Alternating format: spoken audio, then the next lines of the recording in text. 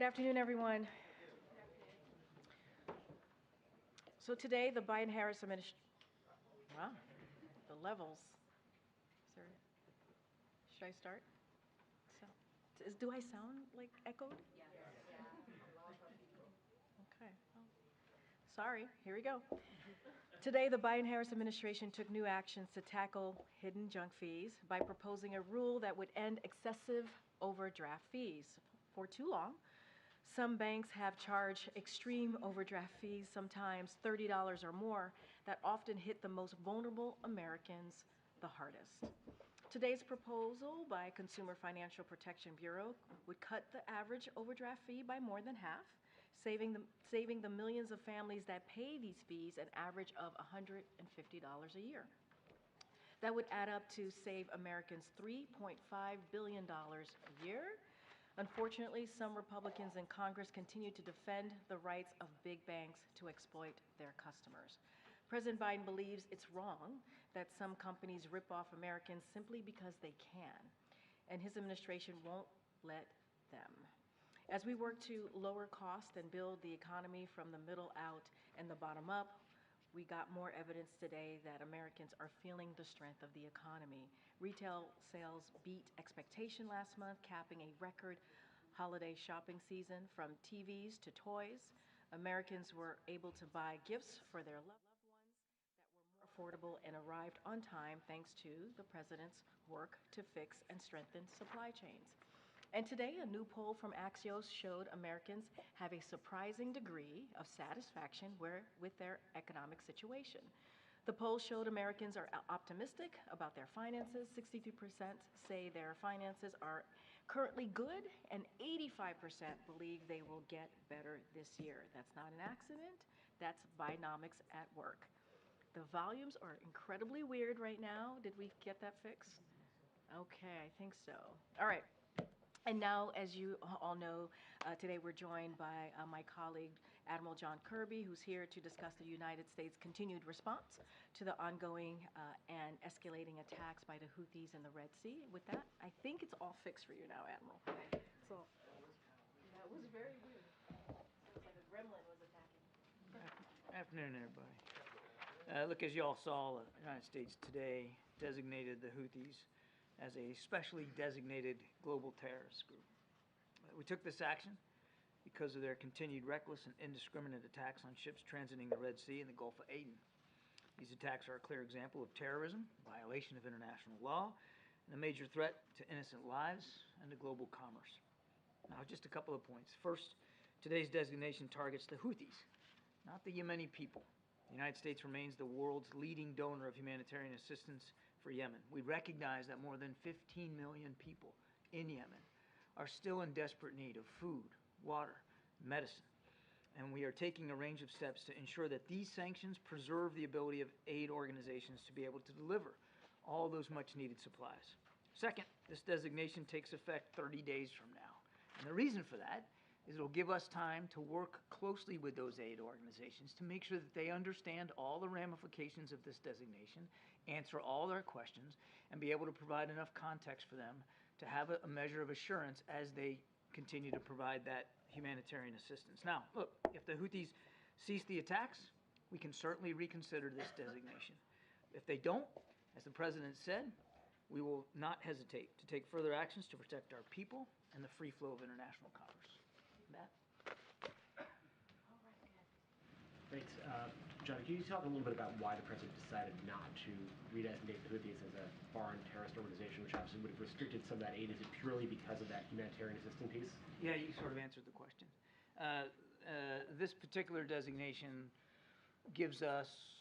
actually gives us more flexibility, but it also gives aid organizations a higher level of comfort that they'll be able to provide this assistance without running afoul of sanctions. We've already, in designating them, already issued a number of licenses. A license, as you know, is basically like a waiver. It's a carve-out when you have a sanctions regime that allows for certain goods to continue to flow despite the sanction regime. And so, yes, that's the big reason here.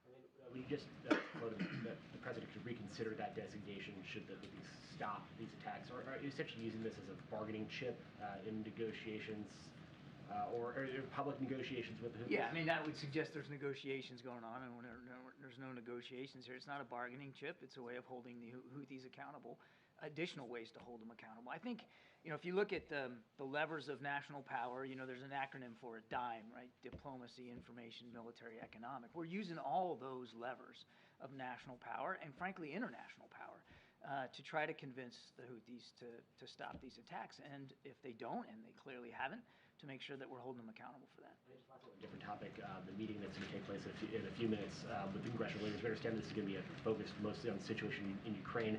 Is there a version you can provide publicly? What are lawmakers going to hear from the national security staff that you have not already telegraphed publicly about what's happening on the ground?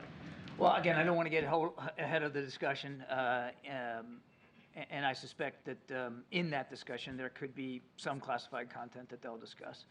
But in the main, this will be an opportunity for the president and for the national security team to make sure that members of Congress fully understand the desperate, urgent need for weapons and capabilities for Ukraine to continue to flow. As you know, the last security assistance package was December 27th. There hasn't been one since. There won't be one unless or until we can get some funding. And it's not as if the war stopped just because our aid stopped. The Ukrainians continue to get attacked. They're moving into some defensive positions along that line, in the east in particular, and they continue to come under artillery shell, air attacks, ballistic and cruise missile, as well as drone attacks from the Russians. And they are expending what they have. And I won't get into their inventory lists, but there are some weapon systems for which they are in more need than others right now, and they have to expend them given ongoing combat. Thanks. Last week, the president said it was irrelevant whether or not the Houthis were designated as a terrorist organization. Now, 5 days later, this announcement, did he need to be convinced that this was the right step? No. And looking back, was it a mistake to take them off of the terrorist list back in 2021? Just like consideration over these years? No. No, again, the previous designation was FTO, Foreign Terrorist Organization, which doesn't have quite the measure of flexibility in terms of humanitarian assistance. And so a big reason why we delisted them literally on day one was to address a dire humanitarian situation on the ground. And as I said today, it remains dire in many cases. The Houthis are more concerned about getting weapons and capabilities and attacking ships in the Red Sea than they are about helping to look after the Yemeni people. Thank you, Karine. The president said last week that a private message had been delivered to Iran about the Houthi attacks. Could you talk a little bit about that message? No, I cannot. What can you tell us about what was communicated to the Houthis? That's the same question you just asked. I'm not going to get into that. As the president said, there was a private message delivered to Iran, and I need to leave it at that. Has that been effective? I'm just going to leave it right there. A message was delivered, and of course, publicly, we have made clear our concerns about what the Houthis are doing. We've made clear the support that we know they're getting from Iran, and we're going to continue to take actions. I would remind, it doesn't get mentioned a lot in the context of the Red Sea attacks, but this administration alone has issued some 500 sanctions, or 500 entities have been sanctioned under this administration in just the last 3 years. Iranian entities. And a quick question on Iran's foreign minister, who spoke at Davos earlier today. He said the security of the Red Sea is tied to the developments in Gaza, and everyone will suffer if Israel's crimes in Gaza do not stop. He basically warned that all fronts will remain active until then. Do you have a response to that? Well, I mean, let's to take it at just in a couple of pieces there. If you look at the 32 some odd attacks that the Houthis have conducted now, for the ones that were targeted at ships that were identifiable, because sometimes they launch a barrage and there's multiple ships and you're not really sure what ship's being targeted. But let's just take a look at the majority of the 32 where you can identify the ship that's being targeted. Not a single one was destined for Israel. They were all destined for other ports with other bits of commerce. So the whole argument that this is about the war in Gaza, I mean, they're just driving a stake through a straw man. There's nothing there. And as for the quote-unquote resistance continuing, I've said it many times, happy to repeat it, we have national security interests in the region, significant interests, and we have moved additional military resources at the president's order into the region to make sure we can protect those interests. And we mean what we say. And if you doubt it, take a look at what happened just a few nights ago. In his statement on the Houthis designation, Jake Sullivan said that there would be an immediate reevaluation of the designation were they to stop the attacks. Can you just help us understand why that reevaluation would happen immediately? You know, would that sort of risk the potential of them starting up the attacks again if that designation were to be taken away pretty quickly? The thing about sanctions designations, that they are a pliable form of economic pressure. You can scale them up, you can scale them down, you can lay them on, you can take them off in a fairly simple way. So Jake's right. As I said in my opening statement, if they choose to stop these attacks, then we certainly have the option at our disposal to remove this designation that we just issued. Thank you so much. I wanted to give you a chance to respond to Speaker Johnson, who said earlier today about the meeting on Ukraine. He said, before we even talk about Ukraine, I'm going to tell the president what I'm telling you, which is border, border, border. Do you think that's a legitimate position to say that even before you can have conversations about Ukraine, you have to settle the situation with the border? Today's meeting is about Ukraine. That's what we're going to focus on in this discussion.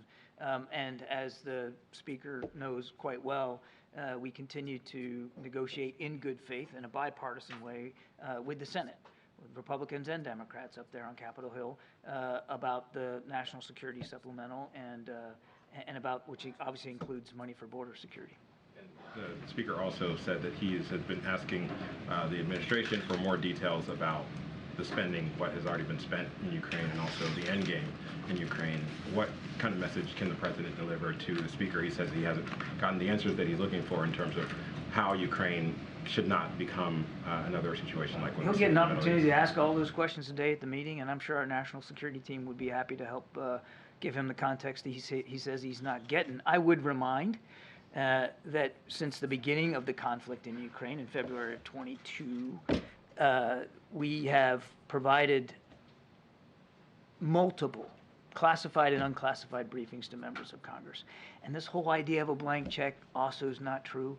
Every single aid package that we provided Ukraine, we have done consultations with Congress. So there have been and will continue to be a lot of outreach from the administration with members of Congress about Ukraine. Right now, though, you can't have those consultations because there's no aid going to Ukraine because we don't have the funding. And that's what the meeting about today is really all about, stressing the urgent need for that additional funding.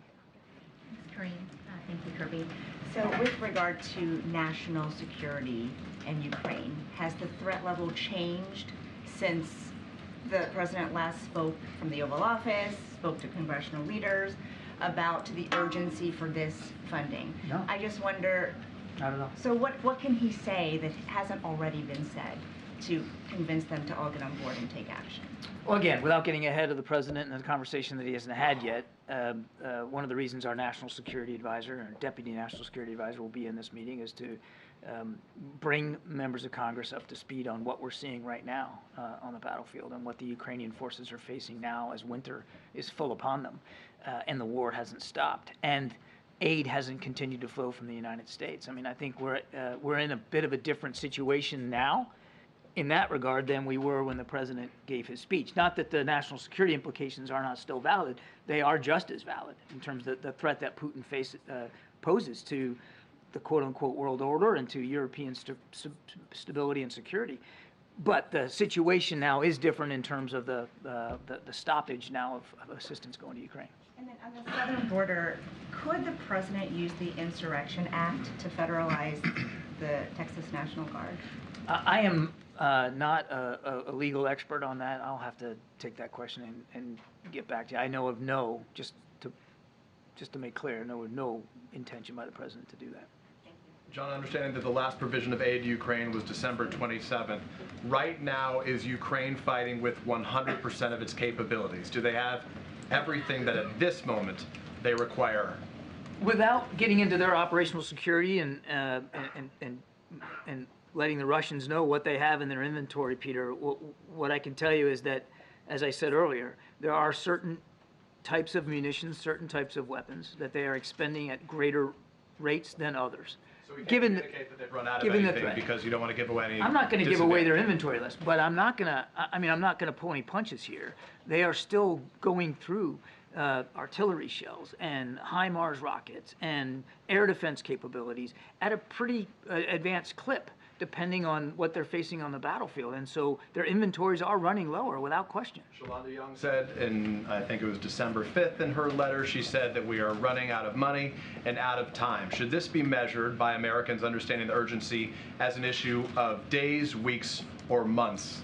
It would depend really on the kind of system we're talking about, Peter. I mean, there are some munitions that they have ample stores enough to get them into, you know, the next couple, 2-3 months. There are others where they don't have that kind of time, and a lot of that depends on what Russia does and what they have to defend against. One of the key capabilities right now for them is air defense, because the drones and the missiles keep flying from the Russian side, and they're not stopping. So air defense is definitely one of those critical capabilities. Just a quick follow-up on the conversation that started here yesterday. We've been asking about the Houthis now. Defense Secretary Lloyd Austin, fortunately, is now recovering. He's no longer in the hospital. He and the president last spoke one-on-one December 6th. The last it was publicly read out. They shared a conversation that took place on December 9th. There have been at least 3 separate strikes, the 11th, the 12th, and the 16th, against the Houthis in that time, a time during which the two haven't spoken. So our understanding is they haven't shared a call, at least dating back to the 9th, for more than a week. Is that normal that he wouldn't speak to the defense secretary with 3 separate operations in the course of that time? My dates are messed up, but I know the last time they spoke was last Friday. Was last Friday. Just this past So Friday, a few- whatever days ago that was. Yeah. Okay, so more recent than we had publicly Yeah. heard. Fine. Thanks, Admiral Kirby. On Turkey, the outgoing Turkish ambassador told VOA that he expects to see some positive developments in a month or so with regard to the sale of F-16s to Turkey. So can you give us an update on this? And once Turkey completes the ratification process for Sweden's NATO membership, can we assume that the road for the F-16s will be cleared? The president has been pretty consistent. We continue to support the additional sale of F-16s and the modernization of the current F-16 fleet for Turkey. That's a consistent policy position that we've had since coming into office. That hasn't changed. I don't have an update for you on dates and the calendar items in terms of what that looks like, but our policy with respect to F-16s for Turkey has not changed. And if I may, on Ukraine, there is still 4 billion in the PDA and for Ukraine, and I was wondering if, given the fact that the negotiations on the border are not moving, is it possible to use that authority now and replenish American stocks later when the Congress approves the supplemental budget? First of all, I would disagree with the notion that the talks are not moving. As I just said, we believe those conversations with the Senate in a bipartisan way are making some progress. And on the real central idea of your question is this replenishment authority. And yes, there's additional funds authorized under PDA, but there's no replenishment authority funds to go with them, to back them up. And that's why we don't have any additional ability to provide security assistance for Ukraine, because there's no replenishment authority built in. Thank you so much. On Ukraine, I had a follow-up to Peter's question. Are you saying that the stoppage of U.S. aid already has an impact on the battlefield, in the sense that Ukrainians are refraining from certain moves or are not doing stuff that they would do if they were, assured of continuing assistance? And maybe another one more specific. While he's trying to secure additional funding, does the president wish that European countries would do more themselves to support Ukraine? And more specifically, has he asked Germany to supply long-range Taurus missiles to Ukraine? I'll let Germany speak for what they will or won't provide Ukraine. We are grateful for the support that more than 50 nations continue to provide Ukraine. And each nation gets to decide for itself what that looks like as appropriate. I mean, these are sovereign decisions. And there's been tremendous international support for Ukraine. But look, they're going to look at us too. They're going to see how the United States reacts here. And I think we can expect that some nations may take cues from the United States. If we just pack it in and can't get the funding and decide that's it, we're not going to provide anything more for Ukraine, you can certainly see where there might be other nations who might feel like they want to follow suit here without our leadership. American leadership matters here. On your first question, I certainly won't speak for Ukrainian military commanders and what they are deciding to expend on the battlefield or not, but you can, I certainly wouldn't be surprised if they aren't making battlefield decisions right now that are affected, those decisions are affected, or I should say informed by the uncertainty as they look to the West, as they look to the United States for additional support.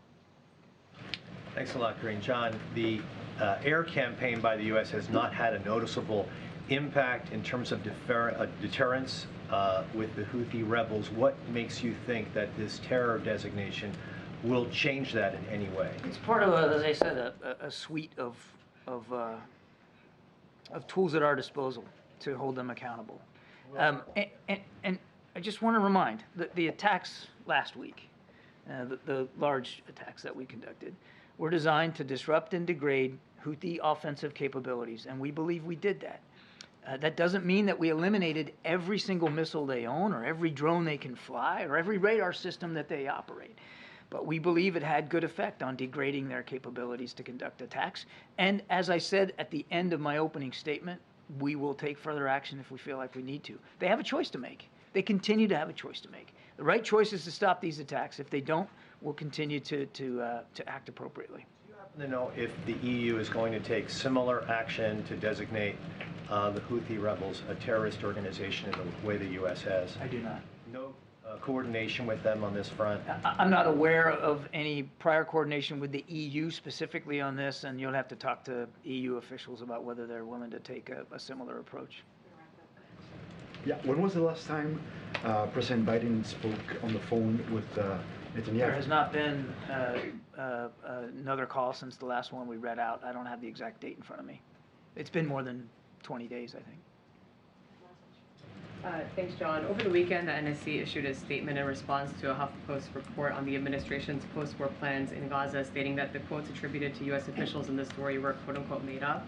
HuffPost has been seeking an apology and a retraction at the insinuation that their reporter made up or fabricated quotes in this story. Can you tell us on what basis did the NSC issue that statement? Why is the NSC suggesting that a reporter made up quotes?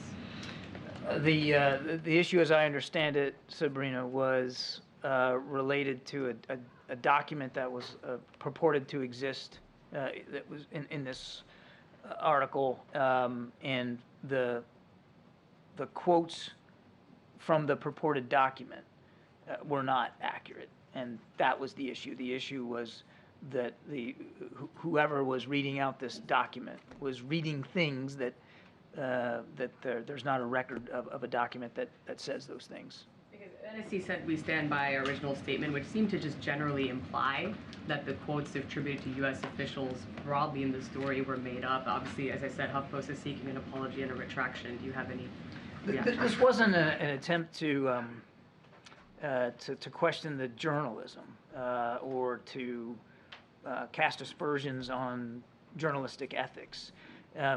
This was a reaction to quotes attributed to a document that, for which we don't have a document that says those things, and that's why the response was drafted and written the way that it was. I have read it. I can see where some people might see that reaction and think we were trying to again cast aspersions on journalistic ethics and procedure, and that was not the intent. Okay. Thanks, Thank you. Admiral. Appreciate that. Any update on the missing SEALs? All right, Zeke, you want to reset us? Thanks, Karine. The meeting this afternoon, can you talk about what the president hopes to accomplish? Is he trying to get a deal here, walking out of this meeting today? So, as the Admiral said, this focus on the meeting today is going to be on Ukraine and making sure that Congress, the congressional members who attend, understand that we need to continue the support for Ukraine. He's going to particularly underscore that if we abandon Ukraine, there will be consequences, right, to Ukraine, to the people of Ukraine, to the people who've been fighting for their democracy for so long. And let's not forget, they're fighting against the aggression from Putin.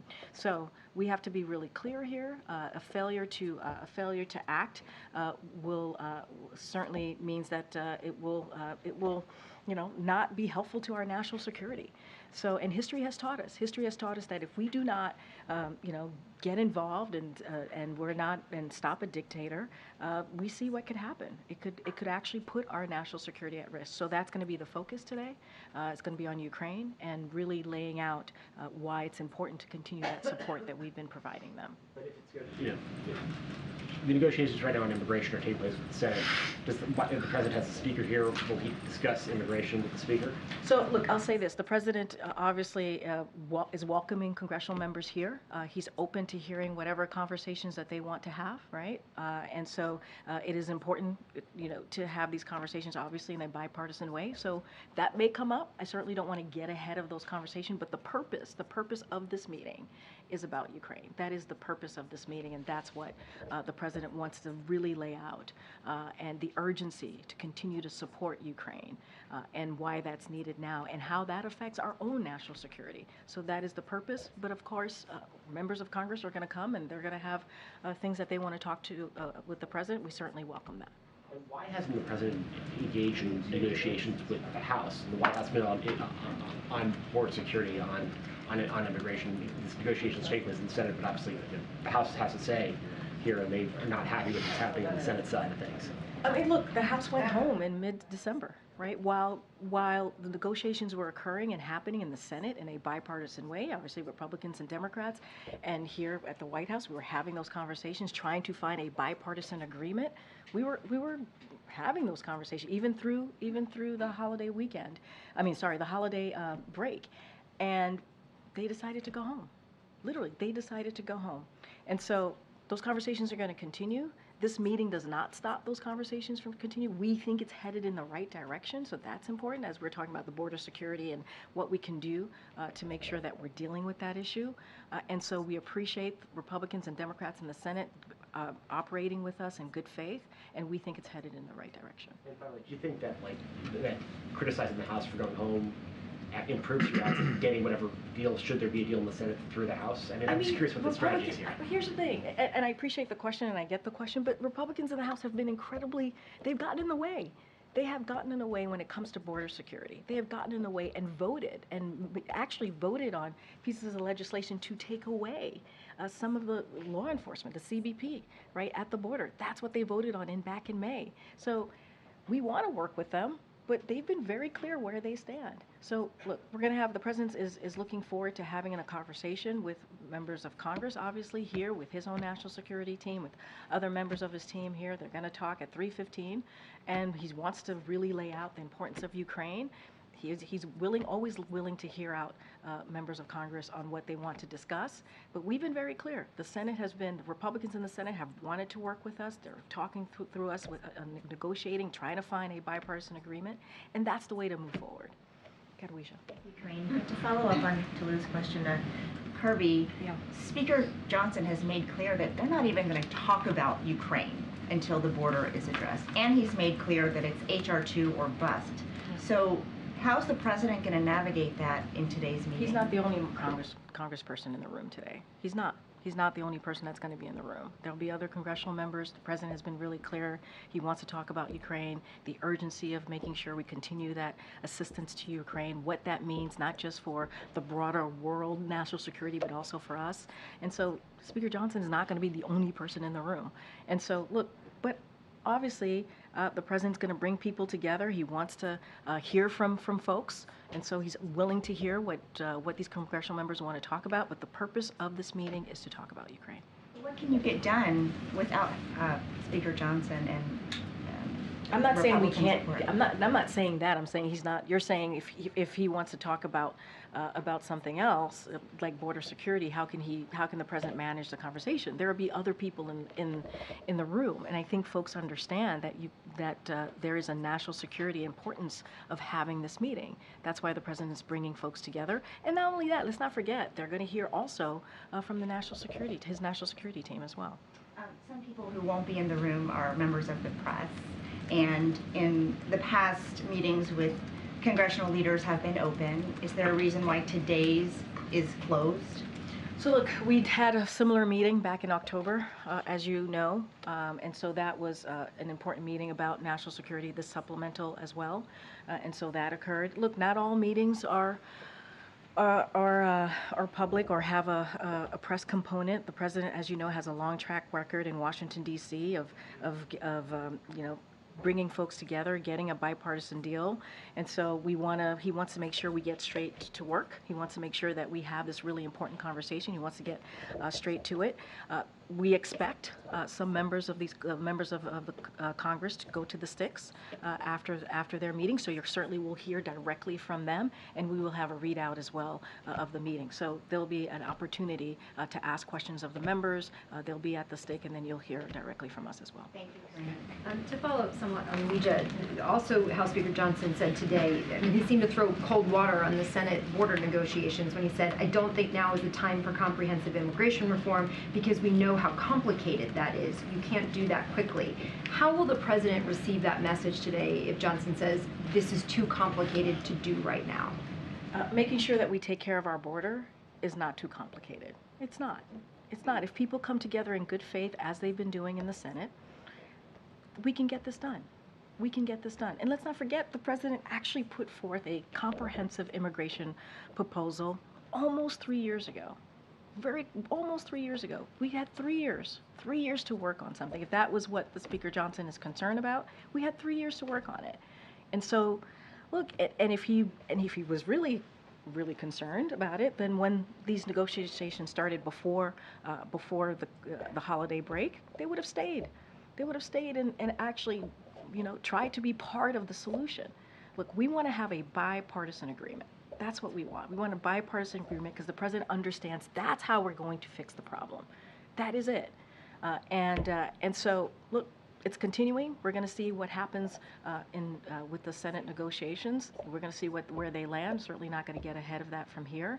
But it is important. It is important to get this done. And the president's not going to stop from negotiating with the senators. Just a quick one. Beyond the congressional leaders, who exactly is going to be in this meeting? How did the White House come up with this list? Why this group? So, look, I can say, as you all know and been mentioning, Speaker Johnson will be there, Leaders Schumer, McConnell, and Jeffries, and the chairs and ranking members of the House and the Senate committees on armed services, foreign affairs, appropriations, and intelligence. So that's incredibly important as we're talking about Ukraine, obviously, and that part of our national security supplemental. And also from the White House, so you all know, the Chief of Staff, Jeff Zients, will be there, National Security Advisor Jake Sullivan, Counselor Steve Ricchetti, Legislative Affairs Director Shawanta Goff, Director of National Intelligence Avril Haines, OMB Director Shalonda Young, and Principal Deputy National Security Advisor John Feiner. Again, this is going to be about Ukraine. Some of this will be classified, will have classified content, and so that is why it's important for all of those folks to be in the room as we're having these conversations as a president. I understand you're saying the meeting is about Ukraine.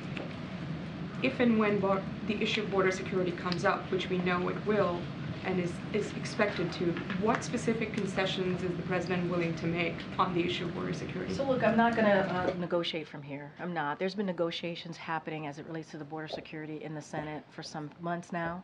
Between Republicans and Democrats. We're going to let that process continue. We're going to let that doesn't stop. Those negotiations, those conversations is not going to stop because the president is meeting with congressional members today. Again, our focus today, the president's focus today is going to be about Ukraine and the importance of continuing to support Ukraine as they fight against tyranny, as they fight against President Putin's aggression. That's going to be the focus. And I said, the president is, you know, he brings people together, obviously is willing to listen to what folks have to say, but that is the purpose, is Ukraine. And those negotiations on the Hill, on the Senate side, is going to continue. A quick one on the vice president's abortion tour that is expected to start on Monday. She's headed to Wisconsin. She's kickstarting the tour in Wisconsin. Can you share more details on that trip? And where else is she planning to go? What is the White House planning to achieve with this? So more broadly, on Monday is the 51st anniversary of the landmark decision, Roe v. Wade. So both the president and the vice president is going to be marking that landmark decision, that anniversary. It's an important anniversary as the administration works to defend reproductive rights for women across the country, while Republican elected officials push extreme abortion bans that deny women the care that they need, force families to travel out of state for health care, and threaten the health care providers with prosecution for providing the care that they are trained to provide. So obviously it's an important day. We're gonna mark that 51st anniversary, and you'll hear more from the Vice President's office as to what her kickoff tour is going to look like. So I certainly refer you to her office, and then we will have more on what the President, how the President's going to mark that day. Is the President planning to join her at any point during this I tour? don't have anything to lay out on any of the President joining the Vice President on this particular tour, but what I can say is both the Vice President and the President are going to be marking this day on Monday. We will have more to share on what that would look like. Get MJ.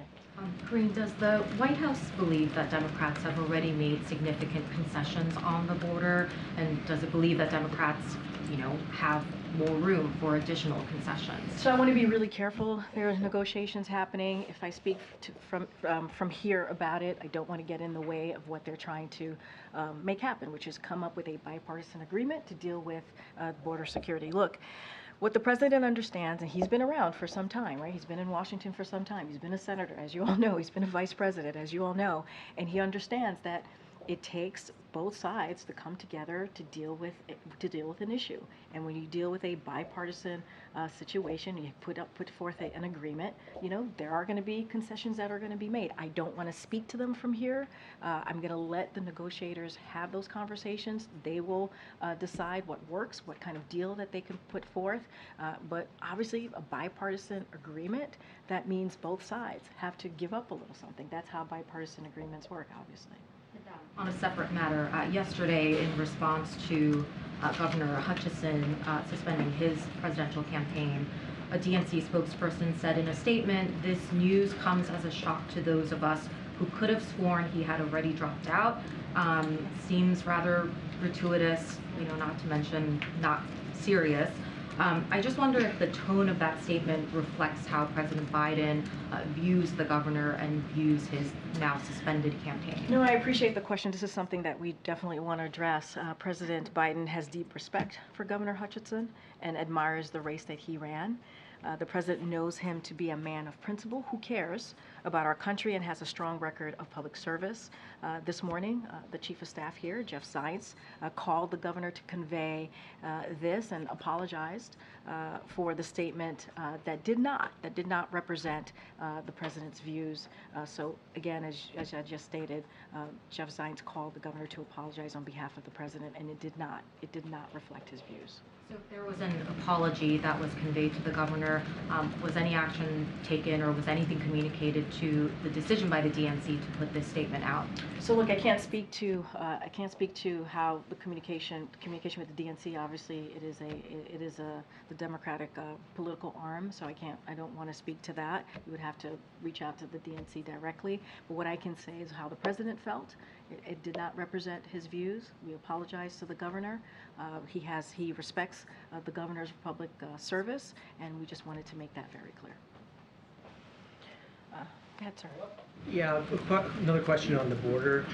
Why hasn't the vice president's root causes strategy made a bigger difference in lowering the number of people who've been apprehended at the border? Well, look, the vice president's, what she's been able to do is meet with leaders in the region and talk about how do we, to your point, the root causes, how do we deal with what's happening in those said countries, and offer up any support that we could offer up. But look, it's not just the vice president here or this president or this administration. When it comes to immigration, it has been a problem that has existed for decades. For decades, this system has been broken way before this administration stepped in. So the president took this very seriously. The first day of his administration, he put forth policy ideas, legislation, in a comprehensive way to deal with this issue. And so now, I think what's really important, and we can't miss this, right? Now there is an actual conversation, negotiations happening in the Senate, in Congress, in a bipartisan way to figure out how to deal with border security. And I think that is the most important thing here. And we feel like it's going in the right direction. Did that particular strategy, though, was it too narrow? Did it fail to anticipate What strategy? The root causes strategy? No, not at all. Not Three at all. countries No, when we but know no, now wait, that the migration's hold on. coming. There's root causes. There's dealing with a broken system, which is why we put forth a immigration proposal that deals with policy and funding. And so now we're having those conversations in Congress, and I think that's really important, and that's what we're hoping. We're hoping that we can get to a place where we come into a bipartisan agreement, and that's going to be the focus. Another question on the border. Can you sort of talk about how the president views humanitarian parole for asylum seekers? Does he believe that asylum seekers should be able to stay in this country until their cases are heard? Look, I want to be, and I get the question, I just want to be super careful here because I don't want to get into what's being discussed in Congress. So I'm going to, not say anything beyond what I have said. It's like there's negotiations happening. There's going to be different policy components that are going to come up, obviously. They're going to come up with an agreement here that both Republicans and Democrats agree on the Senate side, and then we hope that we can really deal with this issue. I just want to be super, super mindful and not get into specifics and policies. The basic principle of someone seeking asylum, does the president believe they should be able to if they have legitimate concerns? Obviously, we've been very clear about that, but I just want to be super careful. I don't want to go into a rabbit hole about each policy and what the president supports or believes in, because there are negotiations happening. And my last question, just Speaker Johnson says that he wants the border to be completed as one of his stipulations in this deal, or the border wall to be completed as one of his stipulations. What's the White House's response to that? We're having a bipartisan conversation in the Senate about how we deal with border security. Going to leave it there and let the Republicans and Democrats who are actually coming to the table in good faith and have been doing that for months, which we appreciate, and we think it's headed in the right direction. We're going to let them have that conversation. Thank you, Karine. Why are you repeating this false claim that Republicans voted to reduce the number of Border Patrol agents, even though the Washington Post gave the administration 3 Pinocchios for that? So we don't believe it's a false claim. Our statements were very direct here. Last year, House GOP voted, and not only did they vote for it, but they touted their Limit, Save, Grow Act. That's the act. Well, limit, and they vowed that it would never affect Border Patrol. They voted for and touted it, right? This is an act. And this would have forced the elimination of 2,000 Border Patrol agents. That's what this act that they touted, that they voted for in the House. So that was their proposal. And that was what they voted for back in May. They clearly stated at that time that Border Patrol, also veterans benefits and entitlements would never be impacted by any of the reductions. And also the bill never had any appropriations in it. So this claim that you guys are rolling out, it's the White House applying White House math to a bill that never had any appropriations. And moreover, the administration or the members in Congress who put this together vowed that it wouldn't affect policing. So the reason I ask is because it's just to voters, don't you think they know the difference between what is a truthful statement and what is spin? And is it insulting to them at all to keep saying it when it's just not true? One thing that the president does not do is insult voters or American people, to be more exact, because I want to be careful about this, what I can say about this upcoming election. What I will say is, if you look at the bill, this act that they touted, that they voted for, House Republicans back in May, it was very clear that it would have forced the elimination of 2,000 Border Patrol agents. That's what that act would have done.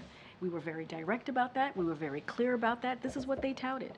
This is what they put out there. This is what House Republicans voted for. I mean, that's where they are. They have gotten in the way every time we are trying to deal with the border. House Republicans have gotten in the way. So we appreciate the bipartisan conversation that we're having with Republicans, let's not forget, with Republicans in the Senate, that's why it's bipartisan, and Democrats, on dealing with the border.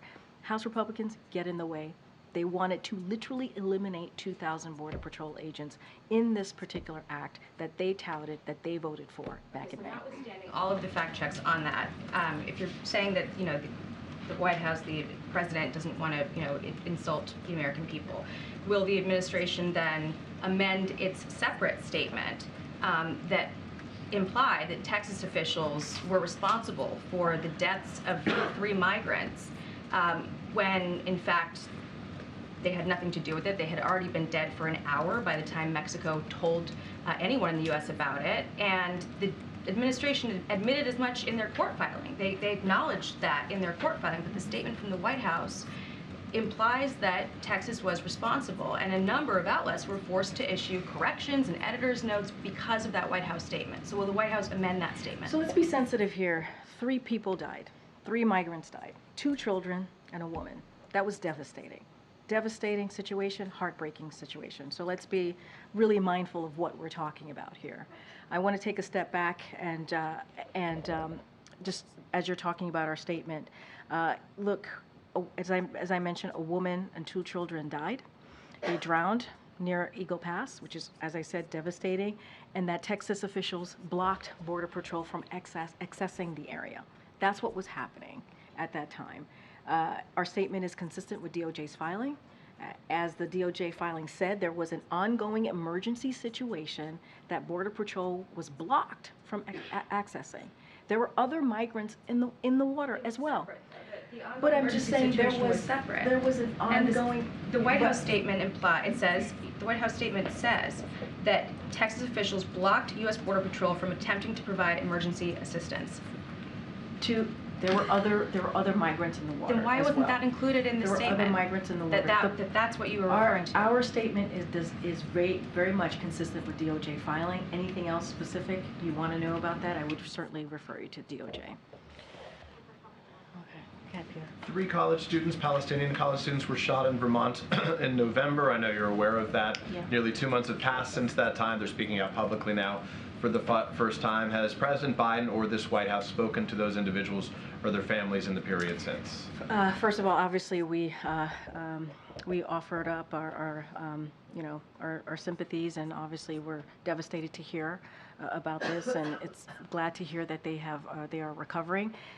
We don't have any readouts to give you on any conversation that we've had with these 3 students. Be the president, obviously, and other members of the White House have spoken with regularity with those who have been held hostage in Gaza, recognizing the circumstances are very different. Nonetheless, the White House does reach out to individuals of all sorts of communities, certainly marginalized communities and circumstances not too dissimilar from this. So why wouldn't the White House reach out to these individuals? It's a very good question. I just don't have, it could have happened. I just don't have a readout to share with you at this time. Without a readout, could you just confirm to the press corps at some point if it did happen so we can be accurate, and if it didn't, just let us know? Absolutely. Happy to let you know, but it's hard for me to say, to confirm or not, okay. if they We'll went wait out. for your confirmation either Absolutely. way. Thanks, Thank Peter. you. Appreciate that. Okay. I think I have one more that I can go to. Go ahead, Owen. I haven't called on you in a while. Way in the back. Karine, good afternoon. Good afternoon. By any chance, is the White House following the trial in Hong Kong of pro-democracy advocate Jimmy Lai? So the U.S. strongly condemns the prosecution of pro-democracy advocate and media owner Jimmy Lai in Hong Kong under the PRC-imposed national security law. The U.S. renews our call for the immediate and unconditional release of Jimmy Lai, who has been in prison under Hong Kong's national security law. The United States will continue to closely monitor developments with this and other prosecutions under the national security law. He's convicted, and many call this a sham trial, and that his conviction is virtually guaranteed from the outset, and he's still got weeks to go this trial. But if he's convicted, I know you don't have a crystal ball, but what will the president do in that likelihood?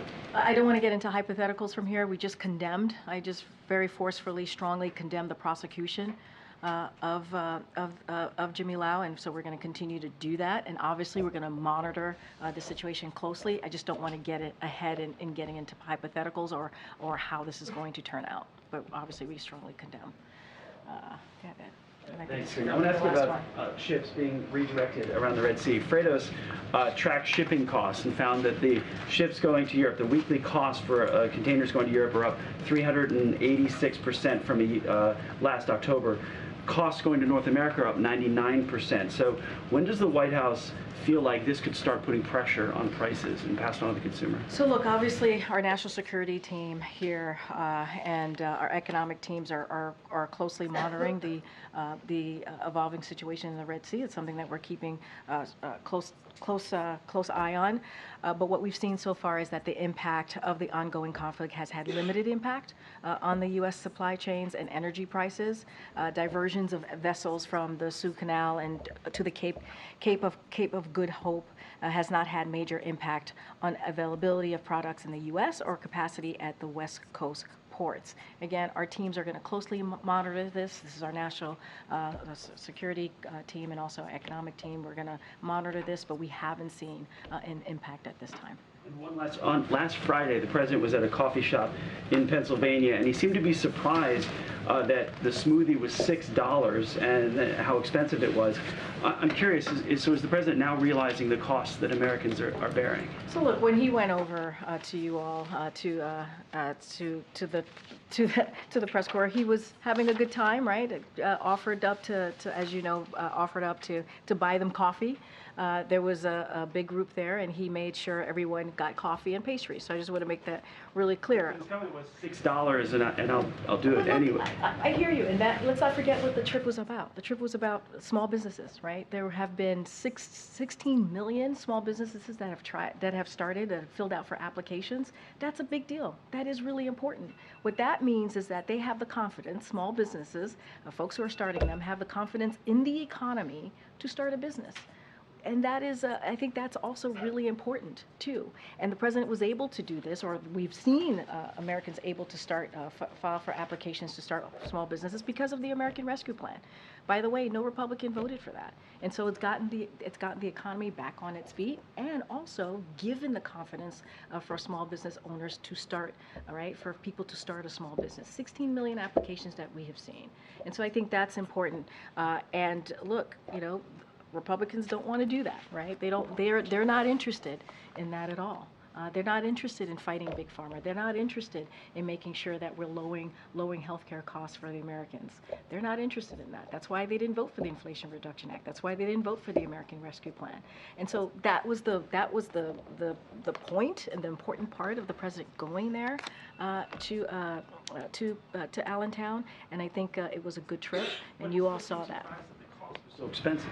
He was joking around. He was certainly joking around with the press corps.